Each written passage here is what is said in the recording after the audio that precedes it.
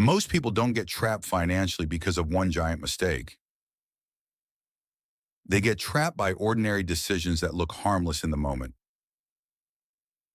A car payment that feels manageable, a subscription you barely notice, a raise that instantly becomes a lifestyle upgrade, a credit card swipe that solves today and charges tomorrow. None of these choices feel dramatic, but together they can quietly lock you into survival mode. Survival mode with money doesn't always look like crisis. Sometimes it looks normal. You're paying your bills. You're showing up to work. You're making money. But every month feels tight. Every surprise expense feels threatening. And every financial decision starts with one question: how do I get through this month? That's survival mode. It's when your financial system has no slack, no cushion, and no room for mistakes. And that kind of pressure is more common than people admit. In the Federal Reserve's 2024 Household Well-Being Report, 19% of adults said they were just getting by, and 8% said they were finding it difficult to get by. That means more than a quarter of adults are living with real financial strain. The trap usually starts with decisions that feel responsible. You finance the car because you need reliability. You move into the nicer apartment because you want peace of mind. You use the credit card because the month got expensive. You tell yourself you'll save later when income is better. That sounds reasonable, but survival mode grows when fixed obligations rise faster than financial resilience. Because once your income is fully spoken for, your money stops building security and starts managing pressure. That's the shift most people miss. There's a difference between earning enough to function and having enough margin to stay stable, and lately that margin has gotten harder to build. The CFPB reported that overall financial stability and well-being deteriorated from 2023 to 2024. More households had difficulty paying bills or expenses, and fewer households could cover a month of expenses if they lost their main source of income. Here's how ordinary decisions create financial fragility. First, treating every raise like permission to spend more. More income should improve stability, but if every increase gets absorbed by lifestyle upgrades, your stress level stays the same, just at a more expensive level. Second, using debt as a normal part of monthly life. Not emergency debt, routine debt, the kind that covers groceries, timing gaps, random extras, and the cost of being slightly short all the time. Third, building a life around fixed payments instead of flexibility. The more of your income that is locked in before the month begins, the less power you have when real life changes. Fourth, waiting to save until money feels abundant. For most people, that moment never arrives, because if your system is built to consume everything, higher income just feeds a bigger version of the same pattern.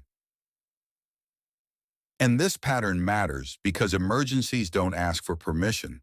The CFPB found that consumers with no emergency savings are the most likely to have delinquent debt, subprime credit, and low financial well-being. It also found that 24% of consumers had no emergency savings, while 39% had less than a month of income saved. This is the part people underestimate. Survival mode is expensive. When you have no margin, you lose the ability to choose well. You choose fast. You choose under pressure. You choose whatever solves the immediate problem. That usually means fees, interest, rushed decisions, bad timing, and expensive trade-offs. You keep less of what you earn because your money is constantly being redirected toward recovery. That's why financial fragility isn't just about having less money. It's about having less time, less flexibility, and less negotiating power.